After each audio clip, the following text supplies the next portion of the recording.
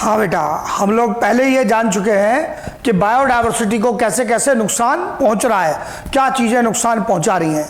ये भी हमने जान लिया कि उसको बचाना, उसको कंजर्व करना क्यों जरूरी है। अब हम ये जानेंगे कि कंजर्व करेंगे कैसे, उसको बचाएंगे कैसे, कैसे प्रोटेक्ट करेंगे, उसका डिस्कशन आता है बायोडायवर्सिटी कंजर्वेशन के बारे में।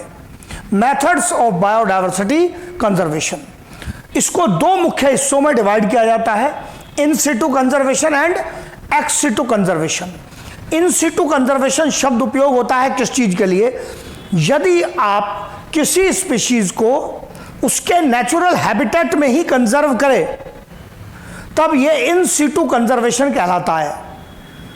उसके अपने स्थान में इन सिटू शब्द का जो मीनिंग बनता है वो बनता है स्वस्थाने। स्व मतलब स्वयं का स्थान, अपने ही स्थान पर रहते हुए, उसके नेचुरल हैबिटेट में रहते हुए उसका कंजर्वेशन किया जाए, ये इन सिटू कंजर्वेशन है। यही मीनिंग लिखा है, conservation in its natural habitat. किसी का भी कंजर्वेशन उसके नेचुरल हैबिटेट में किया जाए। इसके लिए क्या करना पड़ेगा? पूरे एरिया को ही प्रोटेक्ट करना पड़ेगा, क्योंकि अपने एरिया में रिसोर्सेज पाते हुए तो ऑर्गेनिज्म तभी वहां रह सकता है जब एरिया ही प्रोटेक्टेड हो। तो इसका मतलब इट प्रोटेक्ट्स कंप्लीट इकोसिस्टम।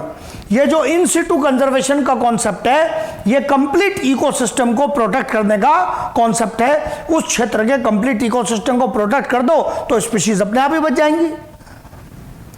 जैसे कंजर्वेशन ऑफ टाइगर, आप टाइगर का कंजर्वेशन करना चाहते हैं, लेकिन कहां? जू में लाकर या फॉरेस्ट में? फॉरेस्ट में। फॉरेस्ट को ही प्रोटेक्ट करना पड़ेगा इसके लिए आपको। तो इस प्रकार का जो मेथड है, ये फॉरेस्ट को जो इतना अंडरलाइन किया है, किस लिए? कि आप दूसरी तरफ छलांग लगा के नहीं जाएं, नेचुरल हैबिटेट में रहते हुए उसका कंजर्वेशन करना है तो पूरे इकोसिस्टम को ही बचाना पड़ेगा। ये इन सिटू मेथड कहलाता है। एक्स सिटू मेथड जो है, एक्स सिटू कंजर्वेशन, उसमें आप पूरे हैबिटेट को प्रोटेक्ट नहीं कर रहे हैं, आप उस पर्टिकुलर स्पीशीज को वहां से ले आए हैं और अपनी देखभाल में रख रहे हैं, अपनी देखभाल में रख रहे हैं। ये एक्स सिटू कंजर्वेशन है। Conservation outside natural habitat, natural habitat से बाहर रख के कंजर्वेशन किया जाए। जैसे animals kept in human care, human care में एनिमल्स को रखा जाए। इन अ जू, जू में, चिड़ियाघर में, वहां भी तो आप एक प्रोटेक्शन कर ही रहे हैं ना, स्पीशीज बची हुई तो ना, शिकार होने से तो बच रही है ना। तो ये एक एक्स सिटू कंजर्वेशन है। एक्स सिटू जिसको बोलते हैं बाह्य स्थाने, मतलब अपने स्थान से बाहर ले जाकर उसका कंजर्वेशन किया गया, तो ये क्या हो गया? एक्स सिटू हो गया। इन सिटू एंड एक्स सिटू। इसमें कई अलग अलग मेथड्स हैं, उनकी लिस्ट बनाएंगे, लिस्ट के भी क्वेश्चन आए हैं। मतलब अलग अलग मेथड्स में सब लिख डाले, 5-6 मेथड लिख डाले और फिर आपसे पूछा कि बताओ इनमें से कौन कौन इन सिटू है या कौन एक्स सिटू है, तो उनकी लिस्ट बनाएंगे। पहले ये मीनिंग पहचान लिया हम लोगों ने। इन situ conservation, in situ conservation के मेथड्स में जैसे बायोस्फीयर रिजर्व से बहुत बड़े एरियाज होते हैं, प्रोटेक्टेड एरिया जिसका डिटेल पहचानेंगे, नेशनल पार्क्स हैं, वाइल्ड लाइफ सेंचुरीज हैं, सेक्रेड ग्रूव्स हैं, बायोडायवर्सिटी हॉटस्पॉट का कॉन्सेप्ट है। इन सब का डिटेल भी आपके सिलेबस में है, पर पहले नाम याद करना भी जरूरी है। Biosphere reserve, national park, wild life sanctuary, sacred groove and biodiversity hotspots, ये सब इन सिटू की कैटेगरी में आते हैं। एक्स सिटू में जैसे अभी कहा था जू, उसी को थोड़ा टेक्निकल टर्म में लिखें तो जूलॉजिकल पार्क्स, प्लांट्स के लिए बॉटनिकल गार्डन, फिर वाइल्ड लाइफ सफारी पार्क, ये संभल के चलना है, ये खतरा है। इस पर 2 बार धोखा दिया जा चुका है। ये नीट 2017, 2018 दोनों में इसका क्वेश्चन आया है लगातार। क्यों? क्योंकि ये धोखा देता है। नाम में तो लिखा है वाइल्ड लाइफ, लेकिन ये नेचुरल नहीं है, हमने बनाया है। हाँ एरिया बड़े थोड़े जंगल जैसा बना के छोड़ दिया, लेकिन वाइल्ड लाइफ सफारी पार्क जो है ये मैन मेड एरियाज हैं, इसलिए ये एक्सी2 कंजर्वेशन की कैटेगरी में आता है, एक्सी2 में आता है। क्रायो प्रिजर्वेशन, कम तापमान पर, कम टेम्परेचर पर, डिटेल भी पहचानेंगे उनका हम। अभी पहले हम लोगों ने ये लिस्ट बना ली, इधर से चर्चा शुरू होगी, बायोस्फीयर रिजर्व से डिटेल आना शुरू होगा। यहां से शुरू करता हूं। इन सीटू कंजर्वेशन का पहला पार्ट डिटेल में बायोस्फीयर रिजर्व्स। बायोस्फीयर रिजर्व्स को एस्टैब्लिश किया गया एक अंतरराष्ट्रीय प्रोग्राम के आधार पर, एक इंटरनेशनल प्रोग्राम के आधार पर। उसका नाम पूछ सकता है आपसे, प्रोग्राम का नाम मैन एंड बायोस्फीयर प्रोग्राम। मैंने कहा अंतरराष्ट्रीय प्रोग्राम है, यूनाइटेड नेशंस का प्रोग्राम है, जो एक यूनाइटेड नेशंस ऑर्गेनाइजेशन, संयुक्त राष्ट्र संघ का प्रोग्राम है, जिसके अंदर यह एक्टिविटी चलती है। मतलब बायोस्फीयर रिजर्व बनाना खाली एक कंट्री की एक्टिविटी नहीं है, ये एक अंतरराष्ट्रीय प्रोग्राम है। मतलब इंडिया भी अपने किसी क्षेत्र में बायोस्फीयर रिजर्व बनाना चाहता है तो उसकी जो सहमति है वो अंतरराष्ट्रीय स्तर पर डिसाइड होगी, यूनाइटेड नेशंस का भी इसमें रोल आएगा। तो ये जो प्रोग्राम है ये इंटरनेशनल है। ध्यान रखेंगे इस बात का कि इसी प्रकार से सवाल बना सकता है कि इनमें से कौन सा प्रोग्राम इंटरनेशनल है। That is man and biosphere programme to form the biosphere reserves. ये काफी बड़े, बहुत बड़े प्रोटेक्टेड एरियाज में, लगभग सबसे बड़े प्रोटेक्टेड एरियाज होते हैं। दे प्रोवाइड लीगल प्रोटेक्शन, मतलब कानूनी संरक्षण है। इट मीन्स इस क्षेत्र में पेड़ काटना, शिकार करना, ये कानूनी रूप से प्रतिबंधित हो गया है। इसी को कहते हैं लीगल प्रोटेक्शन है, कानूनी रूप से प्रतिबंधित हो गया है। तो लीगल प्रोटेक्शन किस चीज को, प्लांट्स को लीगल प्रोटेक्शन मिलेगा, एनिमल्स को मिलेगा, और तीसरा जो पॉइंट है वो खतरनाक है, ट्राइबल पीपल को मिलेगा। क्या महत्व है इस बात का? दुनिया में सभी देशों में ऐसा है कि जंगल में कुछ ट्राइब्स रहते हैं, कुछ आदिवासी लोग रहते हैं, और वो वहां सैकड़ों साल से रहते चले आ रहे हैं। तो जब ये मैन एंड बायोस्फीयर प्रोग्राम बना तो इसमें ये सवाल आया कि ये जो आदिवासी लोग, ट्राइब्स जंगल में रह रहे हैं तो क्या करेंगे? जंगल प्रोटेक्ट करने के लिए इनको जंगल से निकाल देंगे? नहीं। इस लीगल प्रोटेक्शन में, कानूनी संरक्षण में ये प्रावधान है कि लोग वहीं रहते रहेंगे। ये जो अपने उपयोग के लिए, खाना बनाने के लिए सूखी लकड़ियां ढूंढ रहे हैं या कुछ लकड़ियां काट रहे हैं, झोपड़ी बनाने के लिए लकड़ियां काट रहे हैं, ये कानूनी रूप से इनको अलाउड हो गया इसमें। क्योंकि बेसिक सा आइडिया, इकोलॉजिकल आइडिया कहता है कि जब ये सैकड़ों साल से रह रहे हैं वहां पर और फिर भी इन्होंने जंगल को कोई ऐसा नुकसान नहीं पहुंचाया, तो इसका मतलब इनकी जो आवश्यकताएं हैं वो बहुत ही सीमित है। ये कोई कमर्शियल एक्टिविटी थोड़ी चला रहे हैं, केवल अपनी आवश्यकताएं पूरी कर रहे हैं, तो इसलिए इनको वहां रहने दो, इनको वहां से डिस्प्लेस करने की आवश्यकता नहीं है, और इनकी लाइफ को, इनके कल्चर को, उसको डिस्टर्ब करने की आवश्यकता नहीं है। तो इसलिए अगर आपसे पूछता है कि इस प्रोग्राम में, मैन एंड बायोस्फीयर में, ये मैन कौन है? ये मैन यही ट्राइबल पीपल है। जब इस प्रोग्राम में लिखता है मैन एंड बायोस्फीयर प्रोग्राम, तो उसका टारगेट जो मैन शब्द है, that is related to tribal people. ये पॉइंट बनता है यहां पर। तो ये सब बहुत एकदम सटीक, गुड क्वालिटी के क्वेश्चंस की बात की है। अब बायोस्फीयर रिजर्व दिखने में कैसा लग सकता है जी? क्या क्या पहचान है उसके एरियाज की? ये एक बड़ा प्रोटेक्टेड क्षेत्र है, जो पूरा क्षेत्र बायोस्फीयर रिजर्व कहलाता है। ये 3 जोन्स में बांटा जाता है। सबसे बाहर की जोन कहलाती है ट्रांजिशन जोन, उसके भीतर की जोन कहलाती है बफर जोन, और सबसे अंदर की कहलाती है कोर जोन। सबसे अंदर की कहलाती है कोर जोन। फिर से देख लेना, एकदम आसान है। Transition zone, buffer zone, core zone. Transition zone में ट्राइबल लोगों को झोपड़ियां बनाकर रहना अलाउड है। हट्स, कंक्रीट के पक्के मकान नहीं कि फ्लैट बना दिए, वहां पर मल्टी स्टोरी बिल्डिंग तक तैयार कर दी, झोपड़ियां बनाकर रहना अलाउड है। फिर बफर जोन में टूरिज्म वगैरह की एक्टिविटी अलाउड है। कोर जोन में बाहर का इंटरफेरेंस अलाउड नहीं होता है। अब एक बायोस्फीयर रिजर्व नेशनल पार्क और वाइल्ड लाइफ सेंचुरी से कैसे संबंधित हो सकता है? बायोस्फीयर रिजर्व बहुत बड़ा प्रोटेक्टेड एरिया है, 3 जोन वाला।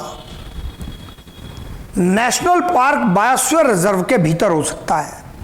क्या नेशनल पार्क में भी इसी प्रकार की तीनों जोन्स आती हैं? Yes, transition zone, buffer zone, core zone.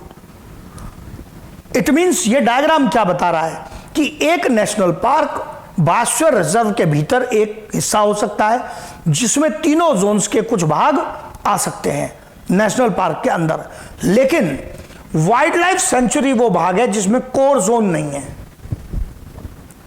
Transition zone है, बफर जोन है, कोर जोन नहीं है। कोर जोन नहीं है।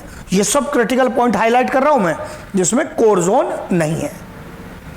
अब आप देख लो जरा, यहां पर तुरंत आपका सवाल आएगा, सर क्या नेशनल पार्क बनाने के लिए वहां पर बायोस्फीयर रिजर्व होना जरूरी होता है? ना, नेशनल पार्क बिना बायोस्फीयर रिजर्व के भी बन सकता है और बायोस्फीयर रिजर्व के अंदर भी हो सकता है।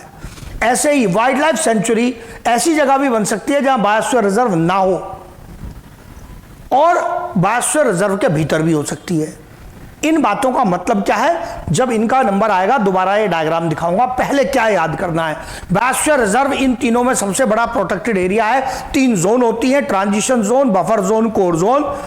नेशनल पार्क उससे छोटा एरिया है, इसमें तीनों जोन होती हैं। वाइल्ड लाइफ सेंचुरी और भी छोटा एरिया है, उसमें 2 ही जोन होती हैं, ट्रांजिशन एंड बफर जोन के एरिया आते हैं। बफर भी पूरी, मतलब ऐसा नहीं है ना कि बायोस्फीयर रिजर्व का पूरा ही बफर ले लें, इसमें जरूरी नहीं है, पर बफर जोन होती है। अब अगेन पहले फोकस चलेगा बायोस्फीयर रिजर्व के ऊपर। ट्राइबल हट्स कहां था, कहां अलाउड है? ट्रांजिशन जोन में। Tribal people allowed limited use of forest resources. अब लोग रह रहे हैं तो रिसोर्स तो वहीं के उपयोग करेंगे ना। उनको खाना बनाने के लिए लकड़ियां चाहिए तो जंगल से ही लकड़ियां काटेंगे ना। वो कोई गैस सिलेंडर तो भरा के उनको उपलब्ध नहीं कराया जा रहा है ना। तो उनको जैसे यहां ऐड कर दिया फायरवुड, खाना बनाने के लिए, जलाने के लिए लकड़ियां लेना जंगल से अलाउड है। यस, झोपड़ी बनाने के लिए बैम्बू अलाउड है, बैम्बू फॉर हट्स अलाउड है। बिल्कुल ऐसा थोड़ी है कि जंगल में रहेगा और झोपड़ी बनाने के लिए सामान लेने शहर में जाएगा।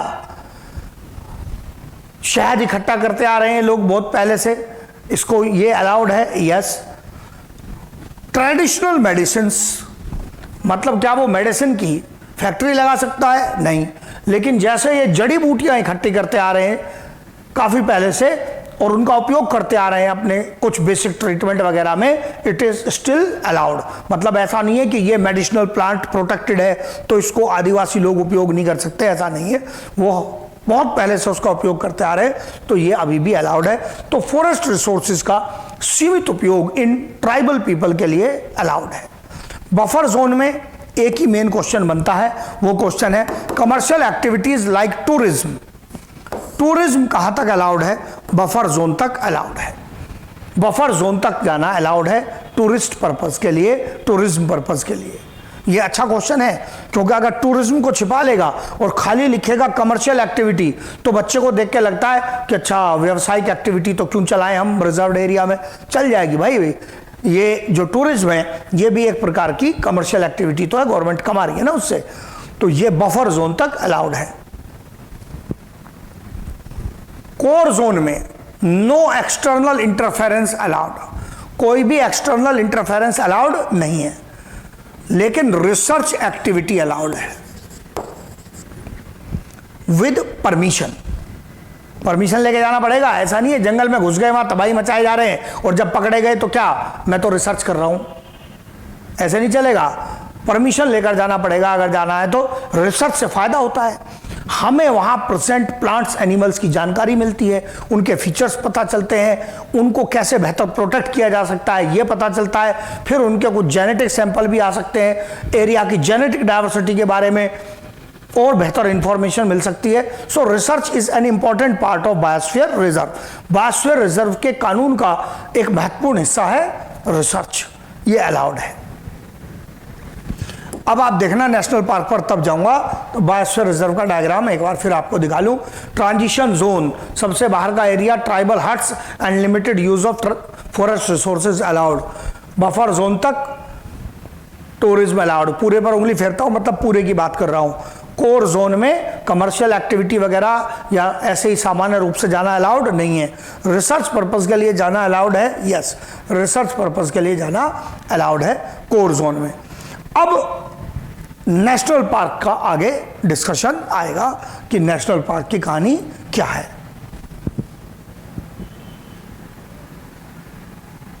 हाँ, आगे नेशनल पार्क की कहानी, छोटे छोटे पॉइंट आएंगे जो इसको अलग करेंगे बायोस्फीयर रिजर्व से, उन्हीं से आंसर बनेगा।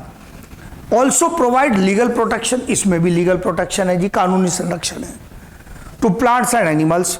यहां आया important point, but more focus on protection of some particular species. ये बड़ा इंपॉर्टेंट पॉइंट है, यही अलग करता है। नेशनल पार्क भी लीगल प्रोटेक्शन प्रोवाइड कर रहा है, लेकिन जब किसी क्षेत्र में नेशनल पार्क स्टेब्लिश किया जाता है, बनाया जाता है, तो उसका मुख्य टारगेट किसी पर्टिकुलर स्पीशीज, एक या दो स्पीशीज का प्रोटेक्शन होता है नेशनल पार्क स्टेब्लिश करने का। जैसे दो सिंपल एग्जांपल लिए, सुंदरबन टाइगर रिजर्व, जो सुंदरबन टाइगर रिजर्व है वेस्ट बंगाल में, नाम में ही आ गया टाइगर। इनका काम ये किस पर्पज से स्टैब्लिश किए गए? टाइगर प्रोटेक्शन, ये इनका मेन पर्पज था। मैं कह रहा हूं मेन पर्पज था, ऐसा नहीं खाली टाइगर को ही बचाएंगे, क्या दूसरे प्लांट्स एनिमल्स को भी बचा रहे हैं? यस, पर इस एरिया को प्रोटेक्टेड एरिया घोषित करने में जो मेन रोल था दैट वाज टाइगर प्रोटेक्शन। ये नेशनल पार्क का एक सेपरेट पॉइंट है बायोस्फीयर रिजर्व से। गिर नेशनल पार्क गुजरात में, इनका मेन फोकस क्या है? यहां पाए जाते हैं लॉयंस। एशियाटिक लॉयन का जो प्रोटेक्शन है वो इसका मेन पर्पस है।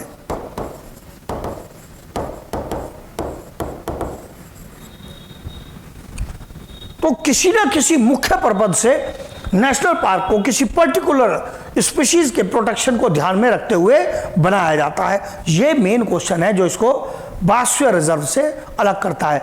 इसीलिए क्या एक बड़े बायोस्फीयर रिजर्व में कुछ पर्टिकुलर एरिया जहां टाइगर प्रोटेक्शन करना हो उसको अलग से नेशनल पार्क बना सकते हैं? यस, वो एक पर्पज है, एक पर्पज है, इसलिए उसके अंदर आ रहा है वो नेशनल पार्क। फिर उसके बाद national parks are smaller than biosphere reserve, वो तो डायग्राम में दिख रहा है, एकदम छोटे बच्चे वाली बात है। Established by central government, national park central government establish करती है और इसमें international agencies like United Nations वगैरह का कोई रोल नहीं है। No role of international agencies national park establish करने में। आ गया तीसरा नंबर, wildlife sanctuaries. Wildlife sanctuaries में डायग्राम में दिखाया था कोई कोर जोन नहीं है, ये भी लीगली प्रोटेक्टेड एरियाज है, but movement allowed. Critical point, movement allowed है क्योंकि कोर जोन नहीं है, आपस में कनेक्टेड है। तो कोर जोन नहीं है तो क्या पूरे के पूरे वाइल्ड लाइफ सेंचुरी में आना जाना अलाउड है? यस, क्योंकि टूरिज्म तो अलाउड था ही ना बफर तक, तो इसमें मूवमेंट अलाउड है। वाइल्ड लाइफ सेंचुरी में मूवमेंट रेस्ट्रिक्शन वाली स्थिति नहीं है। These are smaller than national parks, national park से भी छोटे हैं। अब आप कहेंगे आखिर इनको स्टैब्लिश करने का कुछ लॉजिक बताओ। हाँ, वो आपके दिमाग में बैठाने के लिए स्टोरी। अगर किसी शहर के पास एक जंगल है और उस जंगल में से कई छोटे मोटे कच्चे रास्ते निकल कर आते हैं जो आसपास के गांव के लोग शहर को आते हैं, वहां से गवर्नमेंट चाहती है कि ये जंगल बहुत बड़ा भी नहीं है और इतना छोटा भी नहीं है, ऐसा भी नहीं है कि 120 पेड़ खाए जंगल है, मतलब ठीक ठाक बड़ा जंगल है। गवर्नमेंट चाहती है कि इसको प्रोटेक्ट किया जाए, यहां से पेड़ ना काटे जाए, यहां शिकार ना किया जाए, लोग जानवर को मारे नहीं, उसको प्रोटेक्ट किया जाए। तो गवर्नमेंट क्या करेगी? शहर के पास के उस छोटे जंगल को बायोस्फीयर रिजर्व बना देगी क्या? पॉसिबल ही नहीं है, उसका लेवल ही नहीं है इतना। नेशनल पार्क बना देगी, नेशनल पार्क बनाएगी तो उसमें कोर जोन आएगा, मूवमेंट रेस्ट्रिक्ट होगी, रिक्वायरमेंट नहीं है उसको नेशनल पार्क बनाने की। तो क्या करें? इसको वाइल्ड लाइफ सेंचुरी बना दो, प्रोटेक्शन भी हो गया, मूवमेंट भी नहीं रुकी, एक्टिविटी चलती रही।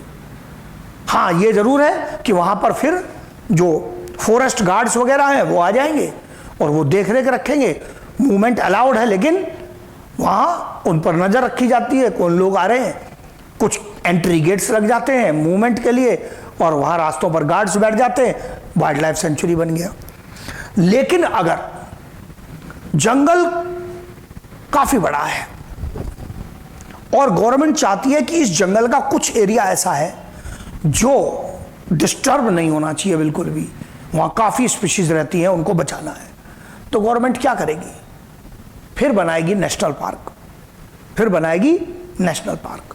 और अगर बहुत ही बड़ा एरिया है, वेरी लार्ज एरिया है और उसकी जनरल डाइवर्सिटी को प्रोटेक्ट करना है, तब बनाया जाएगा यूएन की सहायता से बायोस्फीयर रिजर्व। ये एक बेसिक कोर आइडिया के डिफरेंस है, मतलब बेसिक आइडिया के डिफरेंस है। तो अब यहां पर फिर एक नोट लिखा जो पहले समझाया भी आपको। National parks and wild life sanctuaries can be inside a biosphere reserve, diagram में था हमारे, और विदाउट अ बायोस्फीयर रिजर्व। जैसे मैंने कहा ना, शहर के पास छोटा जंगल है तो वहां बायोस्फीयर रिजर्व थोड़ी है, तो क्या वहां वाइल्ड लाइफ सेंचुरी बनाई जा सकती है? यस। तो नेशनल पार्क या वाइल्ड लाइफ सेंचुरी बनाने के लिए उस क्षेत्र में बायोस्फीयर रिजर्व होना नेसेसरी नहीं है, नहीं है। लेकिन यह भी पहले लिख दिया कि क्या बायोस्फीयर रिजर्व के भीतर wild life sanctuary national park हो सकते हैं? यस, ये इनका करेक्ट रिलेशन है। फिर उसके बाद कॉन्सेप्ट आ गया सैक्रेड ग्रूव्स का। सैक्रेड जो शब्द है इसका मतलब क्या बनता है? ये कहलाते हैं पवित्र उपवन, पवित्र उपवन या पवित्र क्षेत्र। अब इसमें जो शब्द है पवित्र वो इंपॉर्टेंट है, मतलब यहां जो प्रोटेक्शन प्रोवाइड किया गया है प्लांट्स एनिमल्स को, वो कानूनी नहीं है, वो धार्मिक आधार पर है, रिलीजियस थॉट्स के आधार पर है कि कुछ क्षेत्र को पवित्र मान लिया गया। और क्षेत्र को पवित्र मान लिया तो जो हमारे एंसेस्टर्स थे उन्होंने डिक्लेयर कर दिया कि यह क्षेत्र जो है पवित्र है। जंगल के इस क्षेत्र में शिकार करना, पेड़ काटना पाप है। हाँ जी, मैं कहता हूं इसको कॉन्सेप्ट ऑफ पाप। इस क्षेत्र में पेड़ काटना, शिकार करना पाप है। जो इस क्षेत्र में शिकार करेगा, पेड़ काटेगा, उससे देवता नाराज हो जाएंगे और अगर किसी ने ऐसा किया तो जंगल में देवता उसको वहीं दबोच लेंगे। हाँ जी, डराया जा रहा है, कॉन्सेप्ट ऑफ पाप, डर काम करता है यहां, वहीं दबोच लेंगे। जंगल में उठकर उल्टा लटका के नीचे आग जलाएंगे, खौफ पैदा किया जा रहा है ताकि लोग जाए नहीं वहां पर। यह जो कॉन्सेप्ट है, फियर फैक्टर है, इसने बचाने में सहायता की है। उसको धर्म के साथ जोड़ दिया कि अगर ऐसा किया तो तुम्हारी धार्मिक भावनाओं के लिए के विरुद्ध है। तो इसलिए अब मैं टर्म लेकर आया क्वेश्चन में, कैसे शब्द, these are socially protected areas. सामाजिक स्तर पर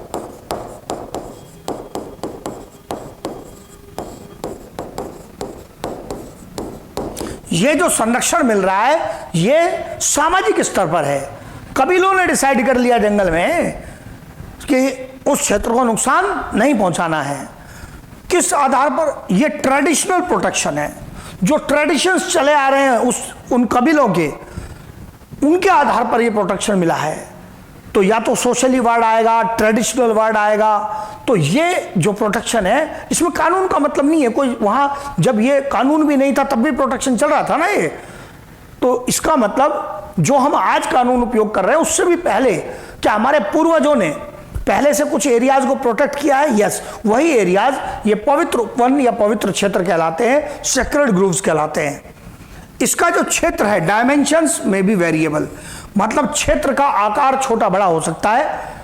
डायमेंशंस में भी वेरिएबल कहने का मतलब है कोई छोटा क्षेत्र भी हो सकता है, काफी बड़ा क्षेत्र भी हो सकता है। Protection on the basis of religious thoughts, ये धार्मिक विचारों के आधार पर दिया गया प्रोटेक्शन है। रिलीजियस थॉट्स के आधार पर, मैंने कहा ना कि देवता नाराज हो जाएगा, सब कबीलों में फैला दिया, वहां पेड़ नहीं काटना, शिकार नहीं करना, लेकिन क्या होगा?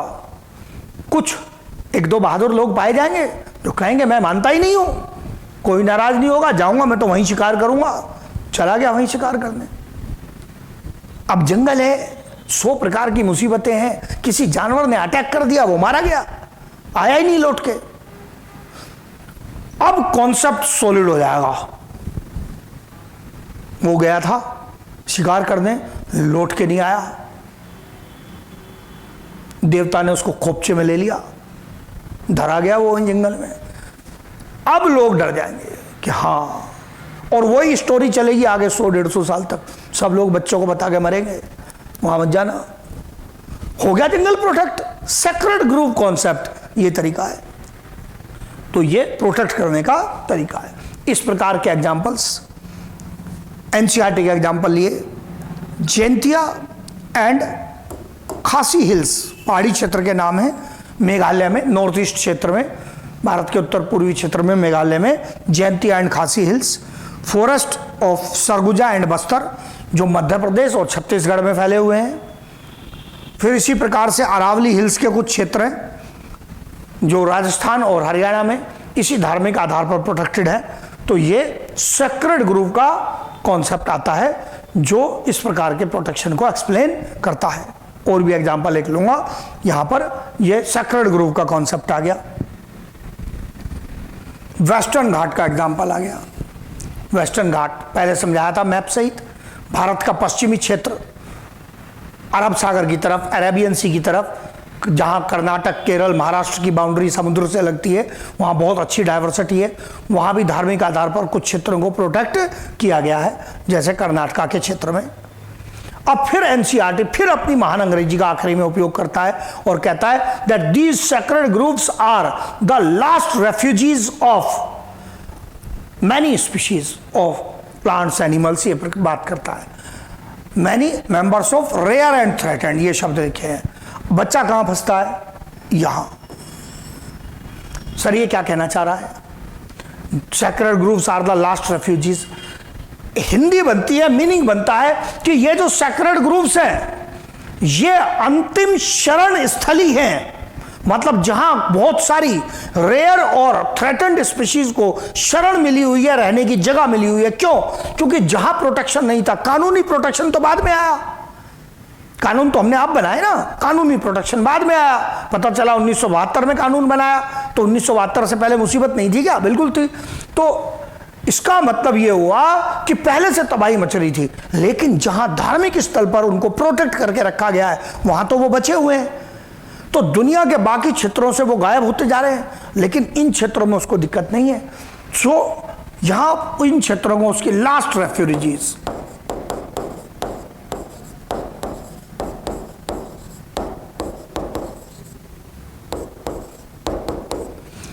उसका अंतिम शरण स्थल बताया गया है इन क्षेत्रों को, क्योंकि और दूसरे क्षेत्रों में शरण मिल नहीं रही है, ये प्रोटेक्शन मिल नहीं रहा है।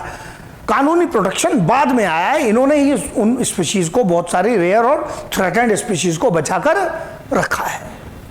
आप क्या सवाल कर सकते हैं? सर ये डर का कॉन्सेप्ट क्यों लाया गया? क्यों डरा रहे हैं? पाप है, देवता नाराज हो जाएगा। अरे यार, हमारे कुछ पूर्वजों को समझ में आ गया कि ये जो बायोडायवर्सिटी है ये सिस्टम की स्टेबिलिटी में इंपॉर्टेंट रोल रखती है, लेकिन ये इकोलॉजी पढ़ाना कबीले में सबको संभव थोड़ी था, वहां इकोलॉजी नहीं पढ़ाई जा सकती। तो क्या किया जा सकता है? डराया जा सकता है। हाँ जी, जब पढ़ाया नहीं जाए तो डराया जाए, तो ये कॉन्सेप्ट चलते हैं। तो ये कॉन्सेप्ट पहले से चले आ रहे हैं। ये हो गया पूरा कहानी सेक्रेड ग्रुव्स की। इन सीटू में जो आखिरी केस था हमारा वो था बायोडायवर्सिटी हॉटस्पॉट का।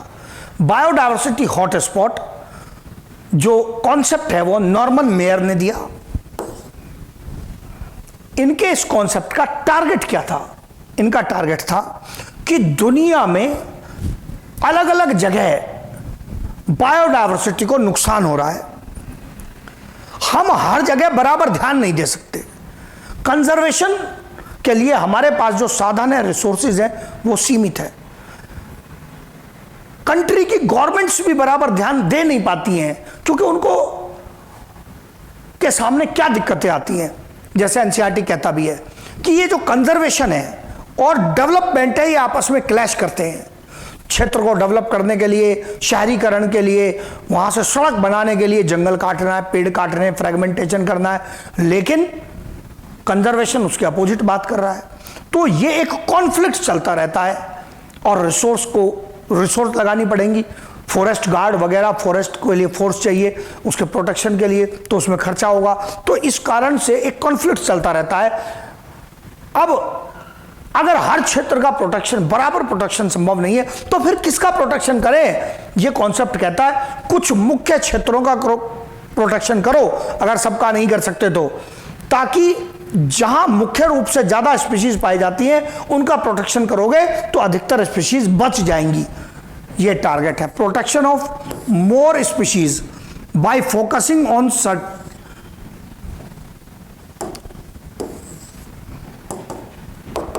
On certain areas. कुछ मुख्य क्षेत्रों पर फोकस करके ज्यादा स्पीशीज का प्रोटेक्शन करना, यह टारगेट है इस कॉन्सेप्ट का, बायोडायवर्सिटी हॉटस्पॉट के कॉन्सेप्ट का। क्राइटेरिया क्या है? Criteria for declaring any area as biodiversity hotspot. Biodiversity hotspot मतलब ऐसा क्षेत्र जहां मुख्य रूप से बायोडायवर्सिटी अधिक पाई जाती हो। किसी क्षेत्र को बायोडायवर्सिटी हॉटस्पॉट डिक्लेयर करने का क्राइटेरिया क्या है? इस पर क्वेश्चन आए हैं, इस पर क्वेश्चन आए।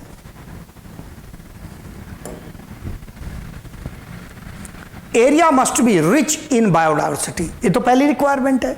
कुछ है नहीं तो क्या बचाने जाएंगे हम?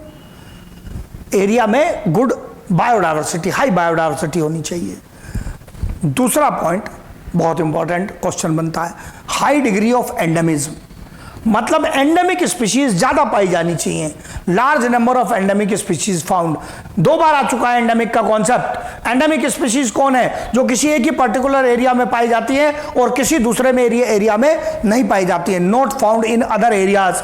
इनको बचाना बहुत जरूरी है क्योंकि अगर ये नहीं बचे, इस क्षेत्र से इनके गायब होने का मतलब है दुनिया से गायब, इसलिए इनको बचाना जरूरी है। Large number of endemic species. फिर high rate of species loss, species loss का हाई रेट होना चाहिए, मतलब उस क्षेत्र में खतरा भी तो होना चाहिए ना। खतरा नहीं है तो हम क्या करने जा रहे हैं? तो स्पीशीज लॉस का हाई रेट होना चाहिए। यहां हमारे लिए भी खतरा है जी, यहां हमारे लिए भी खतरा है। इट मीन्स यहां जब आपने किसी क्षेत्र को बायोडायवर्सिटी हॉटस्पॉट डिक्लेयर कर दिया तो क्या ये लॉस एकदम रुक जाएगा? ना, हर कंट्री बराबर एफर्ट भी तो नहीं लगा रहा है ना। तो high rate of species loss is observed even after declaring some area as biodiversity hotspot because conservation efforts are limited. ऐसा नहीं है कि आपने आज कागज पे लिख के बायोडायवर्सिटी हॉटस्पॉट डिक्लेयर किया और कल से सब ठीक हो गया, ऐसे नहीं होने वाला है। तो इसलिए नीट में जब क्वेश्चन आया तो इसी का क्वेश्चन पूछा गया इसके बारे में।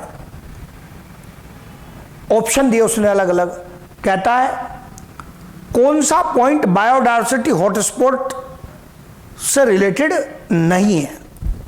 नहीं है। एक हाई डाइवर्सिटी, ये तो है। फिर हाई डिग्री ऑफ एंडेमिज्म, ये भी है।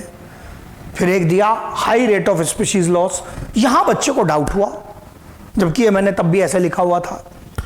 बच्चे को डाउट क्यों हुआ? सर ये कह रहा है कि हॉट स्पॉट से रिलेटेड नहीं है, मतलब ये नया हॉट स्पॉट बनाने की बात नहीं कर रहा है, ये तो कह रहा है कि उस बन चुका है उससे रिलेटेड नहीं है। तो सर इसको रिलेटेड मानना है कि नहीं मानना है? मानना है। जो क्राइटेरिया है वो बनने के बाद भी उससे रिलेटेड रहेगा। वहां आंसर क्या गया? वहां आंसर गया लेस इंटर स्पेसिफिक इंटरेक्शन। अरे अगर डायवर्सिटी ज्यादा होगी तो इंटरेक्शन भी तो ज्यादा होंगे। लेस इंटर स्पेसिफिक इंटरेक्शन कहने का मतलब है कि इंटरेक्शंस कम है, ये तो बात गलत है। डायवर्सिटी ज्यादा है तो इंटरेक्शंस भी ज्यादा होंगे। तो इसका मतलब ये पॉइंट करेक्ट माना गया, इसका ध्यान रखना है। ये हॉटस्पॉट बनने के बाद भी करेक्ट है। और क्या पॉइंट हॉटस्पॉट के बारे में? कितने हॉटस्पॉट? 34। अगेन नीट 2017 एक साधारण क्वेश्चन भी आते हैं। दुनिया में कितने हैं बायोडायवर्सिटी हॉटस्पॉट है? एनसीईआरटी की लाइन एकदम स्ट्रेट, छोटे बच्चे वाला क्वेश्चन, वो भी याद रखना है। 34 बायोडायवर्सिटी हॉटस्पॉट है। उनमें से इंडिया में कितने हैं? अगला क्वेश्चन बन सकता है 3। कौन कौन से हैं? वेस्टर्न घाट, कितनी बार चर्चा होती आ रही है, वही अरेबियन सी वाली साइड। फिर दिखा देता हूं, अगर ये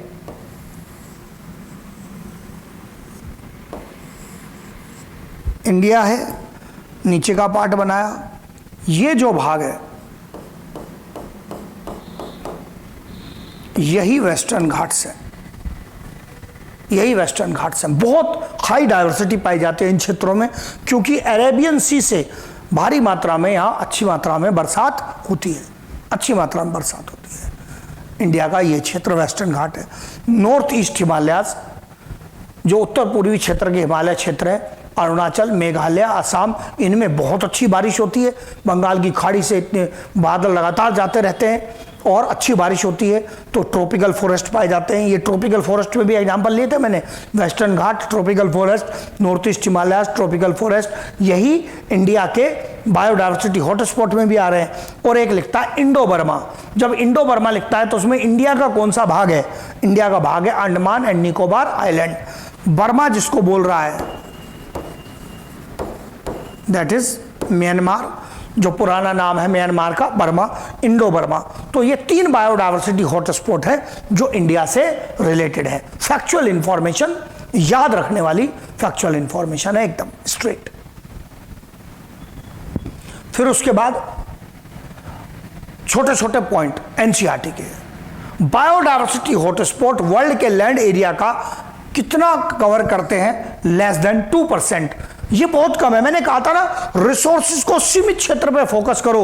लेस देन 2% को कवर करते हैं, लेकिन very large number of species को प्रोटेक्शन प्रोवाइड करते हैं। तो कम क्षेत्र को टारगेट करके ज्यादा प्रोटेक्शन प्रोवाइड हो गया। फिर एनसीईआरटी कहता है कि ये जो बायोडायवर्सिटी हॉटस्पॉट है, इनकी ये क्षमता है कि करंटली जो हम पहले से कहते आ रहे हैं कि इतनी सारी स्पीशीज लॉस हो रही है, मास एक्सटिंक्शन चल रहा है, इसको 30% तक कम करने की क्षमता रखता है। This protection has the ability to decrease the rate of mass extinction by 30%। इसको 30% तक कम करने की संभावना रखता है, पॉसिबिलिटी रखता है, या पोटेंशियल रखता है, ये क्षमता रखता है। ये इन सीटू कंजर्वेशन की स्टोरी पूरी। एनसीईआरटी के भी पॉइंट लिए, उससे थोड़े एक्स्ट्रा भी लिए, उनको कनेक्ट करने के लिए। मेजॉरिटी एनसीईआरटी है, ज्यादातर सवाल जो हैं खासकर इस चैप्टर में सब एनसीईआरटी से ही रिलेटेड लिए गए हैं। That is complete story of in situ. अगला जो नंबर आएगा वो किसका होगा? एक्स सीटू का। हाँ जी, ये आगे स्टोरी आ गई एक्स सीटू कंजर्वेशन के बारे में। हमने कहा था नेचुरल हैबिटेट के बाहर कंजर्वेशन करेंगे तो एक्स सीटू कंजर्वेशन कहलाएगा।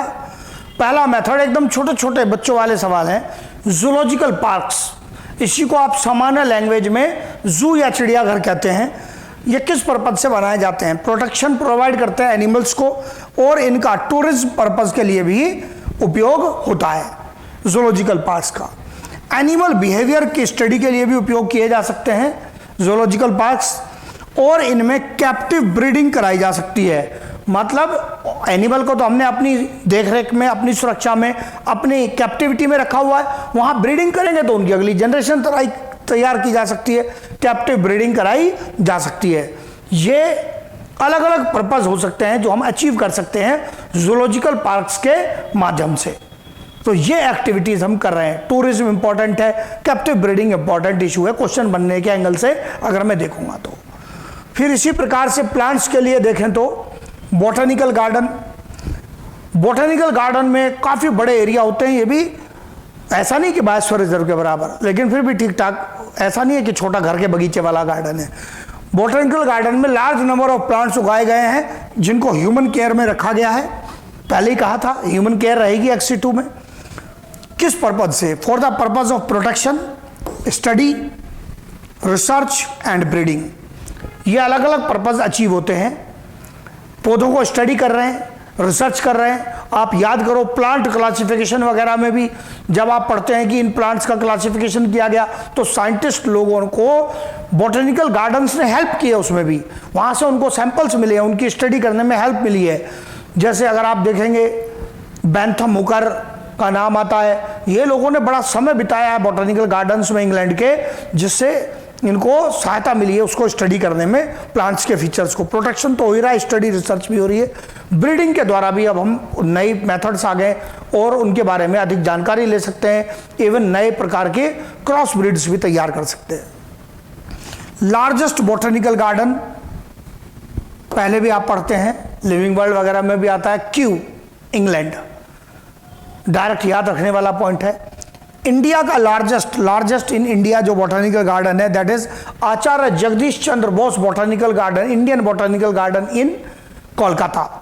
जो कोलकाता में बॉटनिकल गार्डन है, कई बार खाली इतना भी लिखा मिल सकता है, इंडियन बॉटनिकल गार्डन इतना भी लिखा मिल सकता है, लेकिन पूरा नाम ऐसे ही है, Acharya Jagadish Chandra Bose Indian botanical garden, Kolkata में ये उपस्थित है।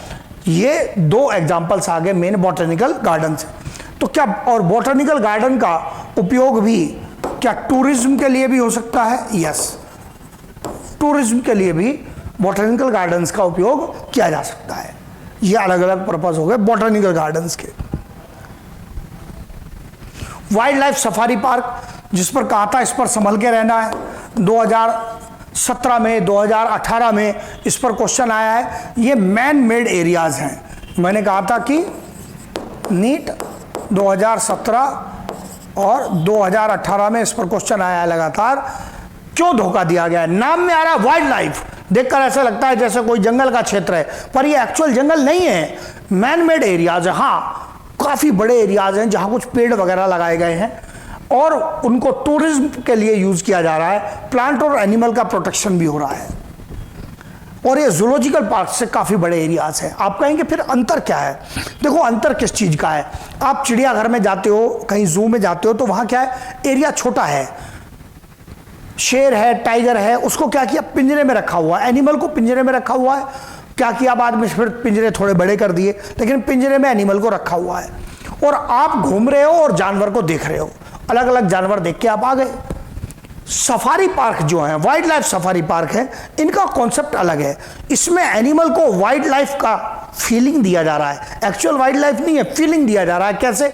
एनिमल के पास बहुत बड़ा एरिया है, पेड़ लगे हुए हैं, जंगल सा बना हुआ है, उसमें एनिमल घूम रहा है, और आप जहां घूमते घूमते एनिमल को देख रहे हो, आपके रास्ते के दोनों तरफ लोहे का जाल लगा हुआ है, तो आपके दोनों तरफ जाल है, एनिमल के पास एरिया बड़ा है, आपके पास एरिया छोटा है। ये कॉन्सेप्ट है वाइल्ड लाइफ सफारी पार्क का। और कुछ एरिया ऐसे भी होंगे इन सफारी पार्क में जहां जाल नहीं होगा, आप बिना जाल के घूम सकते हो, जहां ऐसे एनिमल रखे गए हैं जो हानिकारक नहीं है, हिरन घूम रहे हैं, जिराफ घूम रहे हैं, पत्तियां खा रहे हैं, आप जाओ उनसे हाय हेलो करके आओ सफारी पार्क में।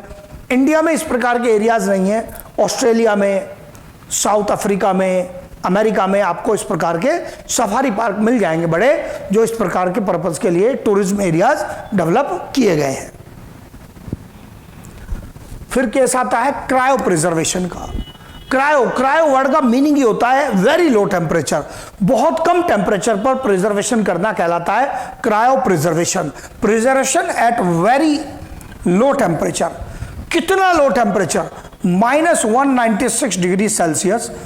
लिक्विड नाइट्रोजन में सैंपल को रखा जाता है, जो टेम्परेचर है -196 डिग्री सेल्सियस। कैसे सैंपल्स रखे जा रहे हैं? सैंपल्स लाइक सीड्स, पोलेंस, इनको रखा जाता है। एनसीईआरटी इसको कैसे लिखता है? एनसीईआरटी लिखता है सीड बैंक्स, वो एक ही मतलब है। सीड बैंक बनाना मतलब सीड इकट्ठे करके रख लेना, सूटेबल टेम्परेचर पे रखे, जो जहां प्रिजर्व किया जा सकता हो, क्रायो प्रिजर्वेशन में इनको रखा गया। और भी दूसरे सैंपल्स हो सकते हैं टिश्यू कल्चर वगैरह के, पर ये दो मेन पार्ट है सीड्स एंड पोलेंस का। Conserved by this method. अब ये फिर टेक्निकल एप्लीकेशन आता है। Seeds can be taken out after few years. आपने 4 साल से सीड को क्रायो प्रिजर्वेशन में रखा हुआ है। इससे क्या होगा, सीड की जो वायबिलिटी है, ग्रो करके नया प्लांट बनाने की एबिलिटी है, जर्मिनेट करके, वो धीरे धीरे कम हो रही है। तो आप क्या करेंगे, 4 साल के अंदर सीड को निकाल लेंगे और सीड को निकाल के ग्रो कर दिया, ग्रोन टू फॉर्म प्लांट बना लिए और उससे नए सीड बनने दिए, नए सीड ऑब्टेन कर लिए and then again put into cryopreservation, और फिर से क्रायो प्रिजर्वेशन में रख दिए। तो आपको फिर 4 साल के लिए तसल्ली हो गई। अलग अलग सीड की वायबिलिटी है, किसी में ज़्यादा भी हो सकता है, कम भी हो सकता है। तो ये मेथड्स है जो आप अप्लाई कर रहे हैं, मतलब इसमें से सीड को निकाल के जर्मिनेट करके प्लांट बना के नया सीड फिर से क्रायो प्रिजर्वेशन में रखा जा सकता है। ये मेथड भी लगाए जाते हैं। फिर क्या इंपॉर्टेंस आती है क्रायो प्रिजर्वेशन की? This method is very useful for conservation of samples of those wild varieties which are very, ये बहुत important, very low in number in forest. हमने पहले कहा था, वो याद करो, पुराना पॉइंट हर एक याद करना पड़ेगा। जो जंगली वैरायटी हैं हमारे क्रॉप प्लांट से रिलेटेड, उनसे ब्रीडिंग करा के हम अपने क्रॉप प्लांट में सुधार करते हैं, उसमें रेजिस्टेंस के जीन लेकर आते हैं, उसके अंदर पेस्ट रेजिस्टेंस, ड्रॉट रेजिस्टेंट के जीन लेकर आते हैं। लेकिन उसके लिए जंगली वैरायटी तो चाहिए, तब तो ब्रीडिंग करोगे। अगर जंगल में से जंगली वैरायटी समाप्त होगी तब क्या करोगे? अगर जंगल के अंदर जंगली वैरायटी के सदस्यों की संख्या बहुत कम हो गई, इस बात पर दबाव है, अंडरलाइन किया है, बहुत कम हो गई, तो क्या करो, इनके सैंपल क्रायो प्रिजर्वेशन में रख दो ताकि भविष्य में क्रॉप इंप्रूवमेंट में इनका उपयोग किया जा सके। These wild varieties are important for crop improvement. ये महत्वपूर्ण है, क्योंकि ऐसा थोड़ी है कि हमने क्रॉप इंप्रूवमेंट जितना करना था कर लिया और आज से 50 साल बाद जरूरत नहीं पड़ेगी, लेकिन 50 साल बाद ये वैरायटी नहीं बची तो सैंपल कहां से लेंगे? क्रायो प्रिजर्वेशन में से। लेकिन क्रायो प्रिजर्वेशन तभी लगाते हैं, या कोई भी XC2 तभी लगाते हैं जब उसकी जंगल में, नेचुरल हैबिटेट में संख्या बहुत कम हो गई हो। अगर कोई ऑर्गेनिज्म जंगल में पर्याप्त मात्रा में प्रेजेंट है तो फालतू में उसका सीड रखने की क्या जरूरत है, जब चाहोगे जंगल से मिल जाएगा। तो इसलिए यह नोट आ गया। वाइल्ड वैराइटीज और अदर स्पीशीज, वाइल्ड वैरायटी हो या कोई भी स्पीशीज हो, in situ conservation is better. सामान्य तौर पर कौन बेटर होता है? इन सीटू कंजर्वेशन बेटर होता है। अगर केवल बस यही सवाल पूछे कि कौन सा कंजर्वेशन बेटर है, इन सीटू, XC2, कोई कंडीशन नहीं लगाए, आंसर इन सीटू। अब यदि क्वेश्चन बदल जाए, XC2 कब बेटर है?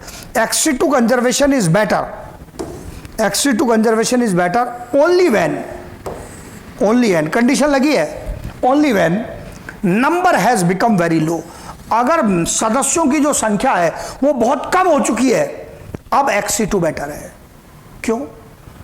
अरे कुछ ही प्लांट बचे हैं, इनको भी आपने जंगल में छोड़ दिया तो किस दिन गायब हो जाएंगे आपको पता भी नहीं चलेगा, फिर कहां से ढूंढोगे? तो यदि संख्या बहुत कम हो चुकी है तो फिर इन सीटू को बेटर नहीं माना जाएगा, फिर माना जाएगा किसको बेटर? XC2 को। तो ये अंतर पहचानना है, उसी चीज का जवाब देना है जो आपसे पूछा गया है।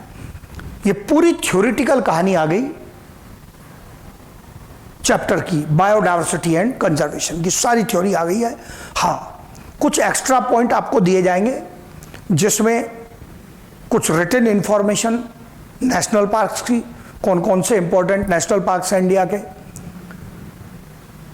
बायोस्फीयर रिजर्व वगैरह की याद करने वाली, कुछ प्रोटेक्टेड एनिमल्स के बारे में कुछ इंफॉर्मेशन दी जाएगी जो एक्स्ट्रा जी के टाइप इंफॉर्मेशन है जोड़ने के लिए। अदरवाइज एज पर सिलेबस ये हमारा पूरा का पूरा हिस्सा ये कवर हो गया है। एनसीईआरटी से पढ़ेंगे, पूरे चैप्टर को देखेंगे आप, सारी चीज़ें एक एक समझ में आएंगी, सभी चीज़ें कवर की गई हैं।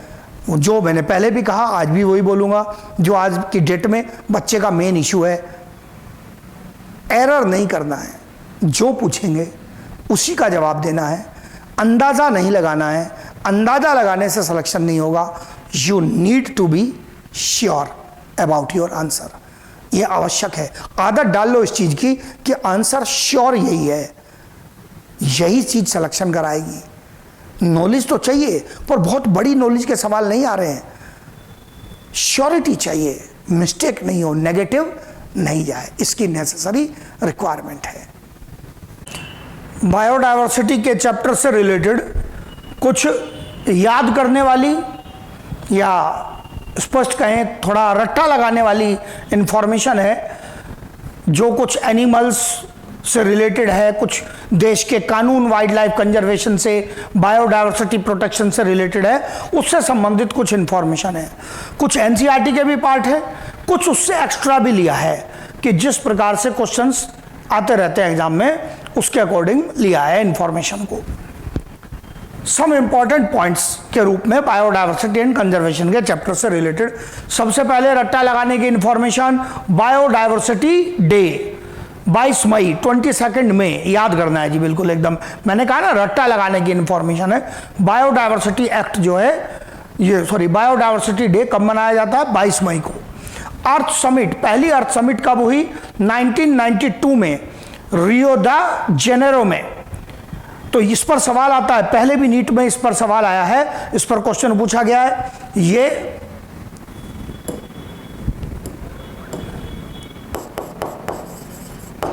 नीट 2017 में इस पर सवाल आया है। रियो द जेनेरो में ये समिट हुई, इसके अंदर क्या मेन चीजें डिस्कस हुई, क्या इसके ऑब्जेक्टिव्स थे? एक तो बड़ा जो ऑब्जेक्टिव था इसका वो बायोडायवर्सिटी का कंजर्वेशन, ऑब्जेक्टिव में कंजर्वेशन ऑफ बायोलॉजिकल डायवर्सिटी। जिस पर क्वेश्चन आया एग्जाम में वो क्या था? वो था ये सस्टेनेबल यूज ऑफ बायोडायवर्सिटी। ये लैंग्वेज आई एग्जाम में। सस्टेनेबल यूज मतलब कंजर्व कैसे होगा? बायोडायवर्सिटी ने हमें नेचर में जो रिसोर्सेज दी हैं, प्लांट एनिमल्स हैं, हम उसका उपयोग तो कर सकते हैं, लेकिन वो उपयोग सस्टेनेबल होना चाहिए, मतलब ओवर एक्सप्लॉयटेशन नहीं होना चाहिए। इतना यूज हो कि सिस्टम उसको सस्टेन कर सके, सह सके। हम इतना अधिक दोहन ना करें नेचुरल रिसोर्सेज का कि वो समाप्त हो जाएं। प्लांट एनिमल मारते चले गए, काटते चले गए, समाप्त हो जाएंगे। यूज करो लेकिन ऐसा उपयोग करो कि वो सिस्टम सस्टेन करे, अपने आप को मेंटेन करे। सस्टेनेबल मतलब एक मेंटेनेबल यूज होना चाहिए, चीजें रिसोर्स समाप्त ना हो जाएं। फिर तीसरा पॉइंट आता है, यहां से लिया है, फेयर एंड इक्विटेबल मतलब एक उचित बंटवारा रिसोर्सेज का अलग अलग कंट्रीज के बीच में, क्योंकि कुछ जगह तो जेनेटिक रिसोर्सेज ज्यादा है, कुछ जगह कम है। कई बार ऐसा भी होता है कि एक कंट्री दूसरे की जेनेटिक रिसोर्स पे अपना दावा ठोक देता है। ऐसी चीजें गलत हैं, ये कंडीशन नहीं आए उसके लिए यहां पर कन्वेंशन में इसका भी डिस्कशन हुआ। फेयर एंड इक्विटेबल, उचित और बराबरी का बंटवारा। किस चीजों का बंटवारा? Benefits arising out of utilisation of genetic resources. जो जेनेटिक रिसोर्सेज नेचर हमें दे रहा है डायवर्सिटी में, उसका उचित बंटवारा अलग अलग कंट्रीज के बीच में, सबको उनका उचित हिस्सा मिलना चाहिए। कैसे? मतलब जैसे अगर अफ्रीका के जंगलों में कोई ऐसा पौधा पाया जाता है जिसमें डिजीज रेजिस्टेंस के जीन है, अब अमेरिकी यूरोपीय किसी कंट्री के रिसर्च ग्रुप ने, साइंटिस्ट ने उस पौधे की जीन का उपयोग करते हुए और एक नई फसल तैयार कर दी जिसमें डिजीज आसानी से नहीं होगी। अब इस जेनेटिक रिसोर्स का ओरिजिनल मालिक कौन है? वो अफ्रीकन कंट्री, पर रिसर्च तो उसने की नहीं। रिसर्च करने वाले तो यूरोप या अमेरिका थे। अब अगर कल को वो इस रिसर्च को दुनिया में बेचने लगे, नई क्रॉप के बीज बेचने लगे, तो ये फेयर और इक्विटेबल डिस्ट्रीब्यूशन का जो कॉन्सेप्ट है ये कहता है भाई जो उस जेनेटिक रिसोर्स का मालिक है ना, जहां से आपने ये जीन ली है, उसको भी कुछ मिलना चाहिए। ऐसे सही नहीं है कि आप जाओ कहीं से जेनेटिक रिसोर्स चुरा के ले आओ, क्रॉप डेवलप कर दो, फिर बेच के खुद ही पैसे बनाते रहो। ये कॉन्सेप्ट है। तो ये तीन मेन मुद्दे थे जो फर्स्ट अर्थ समिट में 1992 की फर्स्ट अर्थ समिट में ये डिस्कस हुए, ये 3 मेन मुद्दे। निश्चित सी बात है, इनसे निकलकर इनके सब मेल जोल से निकलकर एक और मुद्दा आ जाएगा, और वो मुद्दा है क्लाइमेट कंट्रोल का। किसका? क्योंकि सस्टेन तो सिस्टम तभी करेगा जब क्या होगा, क्लाइमेट कंट्रोल होगा। तो एक जो चौथा पॉइंट मैं यहां पर लिख सकता हूं,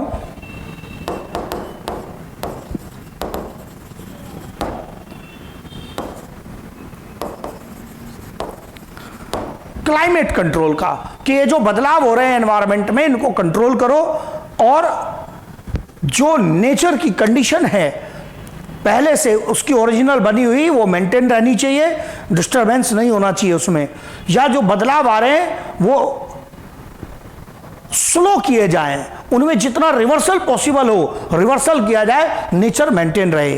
तो ये इनका एक रिजल्ट आ जाएगा क्लाइमेट कंट्रोल का। तो ये अर्थ समिट का डिस्कशन आ गया। फिर इसके बाद पॉइंट आते हैं, फिर अगेन रट्टे वाले पॉइंट जी। नेशनल फॉरेस्ट पॉलिसी कब आई इंडिया में? 1988 में। बिल्कुल ऐसे के ऐसे ही रट्टा मार के याद रखना है, कुछ खास नहीं है, 1988 रट्टा। फिर ये नेशनल फॉरेस्ट पॉलिसी क्या कहती है, ये पूछ सकता है। नेशनल फॉरेस्ट पॉलिसी कहती है कि इंडिया के जो प्लेन एरियाज हैं उनमें जो फॉरेस्ट होने चाहिए वो लगभग कितने, 33%, ये ऐसा रिकमेंड करती है। हिल एरियाज में 67%। देखो रिकमेंड तो कोई कुछ भी कर दे, मैं भी कुछ भी रिकमेंड कर सकता हूं कि मैं आपको रिकमेंड करता हूं कि आप एम्स चले जाओ, एडमिशन ले लो। रिकमेंडेशन से थोड़ी होता है, होना भी तो चाहिए। है कितना forest? Actual forest area in India is about 21%, उससे काफी कम है। खासकर अगर हम अपनी पॉपुलेशन के हिसाब से देखें तो फिर बहुत कम है, क्योंकि फॉरेस्ट को पॉपुलेशन से तुलना करना भी जरूरी है। किसी कंट्री में पॉपुलेशन तो कम है, लेकिन उस कंपनी का 25% भाग, 20% भाग फॉरेस्ट है, पर जनसंख्या कम है, तो चल जाएगा। हमारे यहां जनसंख्या ज्यादा है। आप कहेंगे पॉपुलेशन से क्या संबंध है? अब भैया सांस लेने के लिए ऑक्सीजन चाहिए, तो पॉपुलेशन सांस ले रही है ना। मेडिसिनल रिसोर्सेज चाहिए जंगल से, तो जितनी पॉपुलेशन होगी उसके हिसाब से उसको मेंटेन करने के लिए इक्विटेबल जंगल भी तो चाहिए। तो हमारी पॉपुलेशन काफी ज्यादा है, और इतनी परसेंटेज में ये पर्याप्त नहीं है। इंडिया में बायोडायवर्सिटी एक्ट कब बना? 2002। ये कानून है। अब आपको यहां कोई एलएलबी नहीं करनी है कि इनके बारे में पूरी जानकारी, सर ये क्या होता है, क्योंकि कई लोग सुन के सर इसका डिटेल, भाई आपको डिटेल नहीं चाहिए। ज्यादा से ज्यादा इतना ही क्वेश्चन आ सकता है कि बायोडायवर्सिटी एक्ट कब बना इंडिया में? इसको पार्लियामेंट ने पास किया 2002 में। हमें कानून में और क्या कहानी है उसकी जरूरत नहीं है। जहां पड़ेगी, जहां क्वेश्चन बन सकता है वहां बताऊंगा, जहां जरूरत है वहां बिल्कुल पक्का बताऊंगा। ये आ गया जरूरत पड़ने वाला point. Wild life protection act 1972, ये देश का वो सबसे मुख्य कानून है जो इंडिया में प्लांट्स और एनिमल्स को प्रोटेक्शन प्रोवाइड करता है। ये सबसे मुख्य कानून है देश का, इसलिए कहा है main law to protect plants and animals. Plants और एनिमल्स को प्रोटेक्ट करने वाला यह मुख्य कानून है जो 1972 में बना। बहुत महत्वपूर्ण है इंडिया में वाइल्ड लाइफ कंजर्वेशन में। Prohibition of on hunting, animals की हंटिंग को प्रोहिबिट करता है। स्पेसिफाइड प्लांट्स को प्रोटेक्ट करता है, कानूनी रूप से प्रोटेक्शन प्रोवाइड करता है। इसी कानून के अंतर्गत इंडिया में नेशनल पार्क्स और वाइल्ड लाइफ सेंचुरीज बनाई जाती हैं। तो ये तो सभी कर देंगे, प्लांट एनिमल प्रोटेक्शन, इसमें तो कोई दिक्कत है नहीं है, इसको सब पहचानते हैं। यहां थोड़ा संभल के चलना है। इसी कानून के अंदर इंडिया में national park, wild life sanctuary बनती है। और ये पॉइंट सबसे important, control of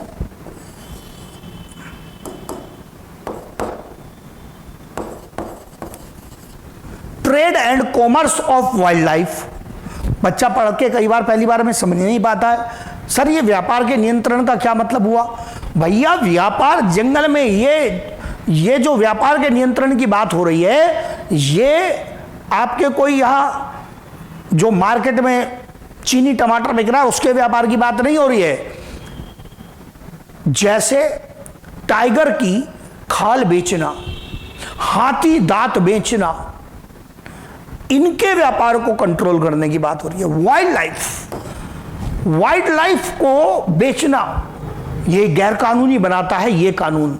means control of trade off wild life items.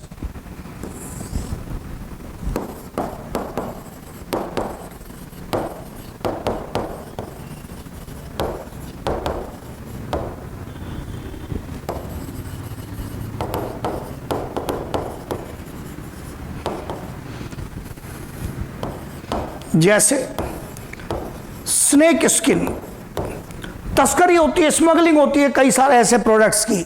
सांप की स्किन,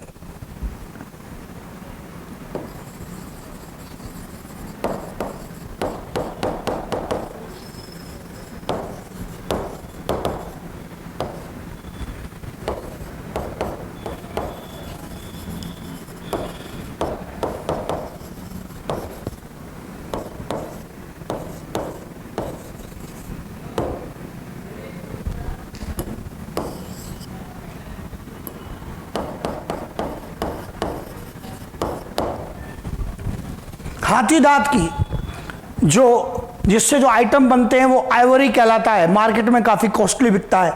इस प्रकार के मटेरियल्स के व्यापार को नियंत्रित करने का काम है, वो भी इसी कानून के अंडर आता है।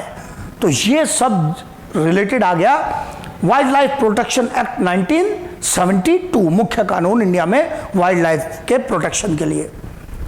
फिर उसके बाद डायरेक्ट याद करने वाली इंफॉर्मेशन, चिपको आंदोलन, चिपको मूवमेंट 1973। इसमें क्या किया गया, लोग पेड़ों से चिपक गए। हाँ जी, चिपको, पेड़ों से चिपक गए। उनको बचाने के लिए क्या घटना हुई, गवर्नमेंट ने लार्ज स्केल पर टेंडर दे दिया पेड़ काटने के लिए। ठेकेदार के पहुंच गए मजदूरों को लेकर पेड़ काटने के लिए, लेकिन वो संख्या काफी ज्यादा थी। स्थानीय लोगों ने उसका विरोध किया कि हम इतनी संख्या में पेड़ कटने नहीं देंगे, और लोग पेड़ों से लिपट गए कि हम पेड़ कटने नहीं देंगे। ये चिपको आंदोलन में हुआ, जिसके लीडर थे सुंदरलाल बहुगुणा जिसके लीडर थे। ये ट्रीज को प्रोटेक्ट करने के लिए उत्तराखंड में, जो एरिया पहले यूपी के हिल एरियाज में था, जो अब सेपरेट स्टेट है उत्तराखंड में, to protect trees from cutting. फिर कुछ एनिमल्स के नाम ले रहा हूं जो अगेन याद करने की इंफॉर्मेशन। एशियाटिक वाइल्ड एस, एशियाई जंगली गधा। आप कहेंगे सर शुरुआत भी जंगली गधे से की है। हाँ जी, ये गधा महत्वपूर्ण है, इस पर क्वेश्चन आया है, गधे पर सवाल आया एग्जाम में। और सवाल आ जाता है तो बच्चा एग्जाम में सोचता नहीं है कि गधे पर सवाल आया होगा। सवाल आया, पूछा गया था, मैप बना दिया। एम्स में आया था, जब एम्स का एग्जाम पहले होता था, तो एम्स में क्वेश्चन आया, एक मैप बना दिया जिसमें इंडिया, पाकिस्तान, ईरान तक का कुछ भाग बनाया हुआ है, और इंडिया का थोड़ा सा भाग, गुजरात का रण ऑफ कच्छ का, पाकिस्तान का नीचे का काफी भाग, थोड़ा बहुत ईरान का भाग, वो डार्क किया हुआ। और उसमें पूछा कि इस क्षेत्र में मुख्य पाया जाने वाला जो एनिमल है वो बताओ। आंसर गया जंगली गधा। इस समय ये एक एंडेंजर्ड एनिमल है और ये मुख्य रूप से पाया जाता है पाकिस्तान में। हाँ जी, ऐसे मतलब मजाक में नहीं लेना है, ये मैंने मजाक करने के लिए नहीं लिखा है, एग्जाम में क्वेश्चन आया उसी की वजह से लिखा है, क्योंकि कोई लोग क्लास सामने होती है तो वहीं से शुरू हो जाते हैं। तो जंगली गधा सबसे ज़्यादा पाया जाता है पाकिस्तान में, और उससे सटा हुआ थोड़ा सा एरिया इंडिया का, गुजरात का रण ऑफ कच्छ, कच्छ के रण क्षेत्र में पाया जाता है। फिर ऐसी ही और इंफॉर्मेशन, रेड पांडा एंडेंजर्ड है, सिक्किम में पाया जाता है। ऐसे कैसे, ये रटने वाले पॉइंट। हंगुल या कश्मीर स्टैग, एग्जाम में सवाल आया हंगुल या कश्मीर स्टैग पर, जो एक एंडेंजर्ड एनिमल है। ये एक प्रकार का लार्ज साइज का हिरण जैसा एनिमल है, हंगुल या कश्मीर स्टैग। बारहसिंगा हिरण जैसा एनिमल है, हंगुल या कश्मीर स्टैग कहलाता है, जो कश्मीर वैली के क्षेत्र में पाया जाता है। ग्रेट इंडियन बस्टर्ड, BUSTARD लिखा हुआ है, ग्रेट इंडियन बस्टर्ड। ये एक, पहले भी मैंने इसका नाम लिया है, ये एक बर्ड है जो लंबी लंबी टांगों की एक बर्ड होती है। इसका महत्व है बहुत बड़ा कि ये क्रिटिकली एंडेंजर्ड है। इस पर क्वेश्चन कभी भी टपक सकता है। क्रिटिकली एंडेंजर्ड, रोज इसकी चर्चा चल रही है। इसको बचाने के लिए राजस्थान के फॉरेस्ट डिपार्टमेंट बहुत बड़े बड़े काम कर रहे हैं। इसके अंडों को की सुरक्षा के लिए भी ध्यान रखा जाता है कि अगर कहीं ग्रेट इंडियन बस्टर्ड के अंडे हों तो वो नष्ट ना हो जाएं। इसके बहुत कम सदस्य बचे हैं। और अभी पिछले हफ्ते भी इसके बारे में मैं सुन रहा था, तो सुप्रीम कोर्ट में भी एक केस चला हुआ है, कोई पिटीशन डाली हुई है जिसमें इसके बचाव के लिए और अधिक उपाय किए जाने के लिए कोई रिक्वेस्ट डाली गई है। ये पाई जाती है ड्राई या एरिड रीजन में, ड्राई और एरिड रीजन्स ऑफ राजस्थान में। राजस्थान ही सबसे मुख्य है और आसपास में सटे हुए गुजरात और महाराष्ट्र के कुछ क्षेत्रों में भी ये पाई जाती है। मेन सबसे राजस्थान है जहां ये पाई जाती है। और ये राजस्थान की स्टेट बर्ड भी है, ये राजस्थान की स्टेट बर्ड की है। यहां पर इसको बोलते हैं लोकल में godown, in local it is called godown. तो ये ग्रेट इंडियन बस्टर्ड जो है ये इंपॉर्टेंट क्वेश्चन है। हाँ जी, एक बार देख लेंगे इंफॉर्मेशन, फिर चलूंगा आगे। ये जो मैं इंफॉर्मेशन दे रहा हूं आज, रटने वाली, याद करने वाली, इसकी एक पूरे की PDF भी आपको भिजवा रहा हूं। वो मैंने ऑलरेडी दे दिया, आपके पास पहुंच जाएगी। इस इंफॉर्मेशन की एक PDF भी आपको भिजवा रहा हूं। World's first national park Yellowstone national park America, India का पहला national park Jim Corbett national park Uttarakhand. ये एकदम सीधे रट्टे वाली कहानी है। फिर अमृता देवी बिश्नोई अवार्ड किससे संबंधित है? वाइल्ड लाइफ प्रोटेक्शन से संबंधित है, रूरल एरियाज में। अमृता देवी बिश्नोई अवार्ड, ये अमृता देवी बिश्नोई जो अवार्ड है ये जिनके नाम पर है उनकी थोड़ी स्टोरी बताता हूं। अमृता देवी बिश्नोई एक महिला, राजस्थान के क्षेत्र में, जो जोधपुर के आसपास का क्षेत्र है, वहां पर इनके क्षेत्र में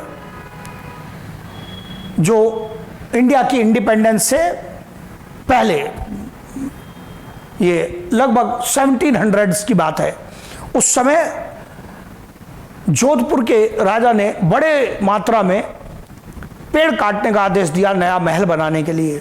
लोकल लोगों ने उसका विरोध किया, जिनको लीड कर रही थी अमृता देवी बिश्नोई। और ये वो ओरिजिनल प्रोटेक्शन है। These villagers protected trees by encircling them. इन्होंने कहा उनसे कि आपको पहले हमें काटना पड़ेगा, तभी हम आपको पेड़ काटने देंगे। लेकिन वो बहुत पुराने समय थे और कानून कोई इतने सख्त नहीं थे। तो अमृता देवी बिश्नोई और इनकी 3 बेटियां, उनको काटा, गांव के कई अन्य लोगों को काटा, फिर उन लोगों ने पेड़ काटे। तो उनके सम्मान में ये अवार्ड दिया जाता है, Amrita Devi Bishnoi award, wildlife protection के लिए रूरल एरियाज में।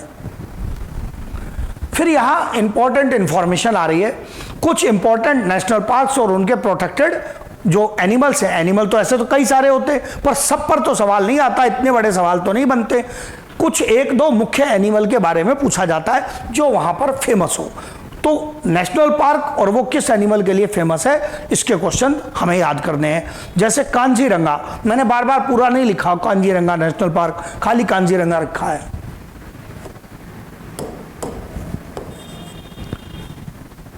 Kaziranga is in Assam, it is famous for rhinoceros, गैंडे के लिए फेमस है, सब लोग पहचानते हैं, छोटी क्लास से पढ़ के आते हैं कि ये राइनोसेरॉस के लिए फेमस है।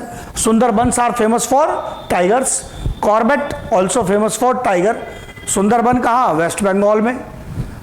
कॉर्बेट वही है, जिम कॉर्बेट, इंडिया का पहला नेशनल पार्क, कहाँ? उत्तराखंड में। यूके जो लिखा है, यूनाइटेड किंगडम नहीं है, इंडिया की बात हो रही है, नेशनल पार्क इंडिया के हैं सब, वहां नहीं पहुंच जाना, झगड़ा लगा के सर आपने कहा था यूके, यूके मतलब यहाँ उत्तराखंड, टाइगर के लिए फेमस है। गिर नेशनल पार्क अगेन सब लोग पहचानने चाहिए, किसके लिए फेमस है? एशियाटिक लायन के लिए, गुजरात में। Kanha national park famous for tiger panther, चीतल चिंकारा। टाइगर पैंथर आप लोग अच्छे से पहचानते हो। ये जो चीतल चिंकारा है ये हिरन से, डियर से संबंधित स्पीशीज है, अलग अलग थोड़े साइज के होते हैं, कलर पैटर्न में भी थोड़ा डिफरेंस है, आपको केवल नाम याद करना है। यहाँ 4 नाम लिखे हैं, काफी डाइवर्सिटी है कान्हा नेशनल पार्क मध्य प्रदेश में। फिर उसके बाद इस पर एक काफी पुराना क्वेश्चन आया हुआ है, Bandipur. Bandipur Karnataka, it is famous for elephants. आप पहचानते हैं साउथ इंडिया के नेशनल पार्क्स में काफी एलिफेंट पाए जाते हैं, it is famous for elephants. Dachigam, Dachigam J&K, लिखते ही तुरंत बनेगा, पहले से बोल रहा हूं। हंगुल या कश्मीर स्टैग के लिए फेमस है। और साथ में musk deer, musk deer MUSK लिखा है, मस्क डियर लिखा है, सही पढ़ना है। ये जिसको हम हिंदी में कस्तूरी मृग भी कहते हैं, उसके लिए फेमस है डचिंगम, जम्मू एंड कश्मीर। हंगुल पहले भी बता दिया आपको। Again Periyar, very important, Periyar national park Kerala is again famous for elephant. South India के 2 बताएं, कोई आ जाए, एलिफेंट तो बिल्कुल नहीं छोड़ना है, बांदीपुर एंड पेरियार। फिर ये एक बढ़िया क्वेश्चन बनता है, Chilka lake. Chilka lake is famous for birds. Chilka lake is famous for birds. अब लेक है, झील है, तो नाम सुन के एक बार ऐसा लगेगा आपको, ऐसे ऐसे ऑप्शन दे देगा। Chilka lake is famous for tortoise, crocodile, dolphin, एक ऑप्शन बर्ड। वो सब गलत हो गए जो पानी में पाए जाते हैं, वो करेक्ट हुआ। जो केवल पानी में जा रहे हैं, वहाँ मछलियाँ खा रहे हैं, इस प्रकार के हैं, उसके आसपास पानी का उपयोग कर रहे हैं। चिल्का लेक उड़ीसा में। चिल्का लेक एशिया की लार्जेस्ट ब्रैकिश वाटर लेक है।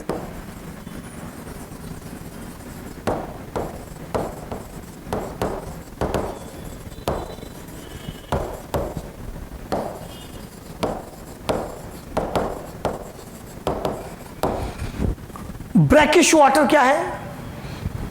खारे पानी, समुद्र के खारे पानी, मैराइन वाटर, और नदी के साफ पानी, फ्रेश वाटर के बीच की जो कंडीशन है जिसमें मीडियम लेवल का सॉल्ट पाया जाता है, उसको कहते हैं ब्रैकिश लेक। तो ये इस प्रकार की लेक है जो समुद्र के किनारे के क्षेत्रों में है, तो यहां पर ब्रैकिश कंडीशन प्रेजेंट है। तो ये मैंने कहा, ये याद करने वाली, रटने वाली इंफॉर्मेशन बायोडायवर्सिटी कंजर्वेशन से रिलेटेड, और पहले ही बता दिया इस इंफॉर्मेशन की PDF भी आपको भेज रहा हूं।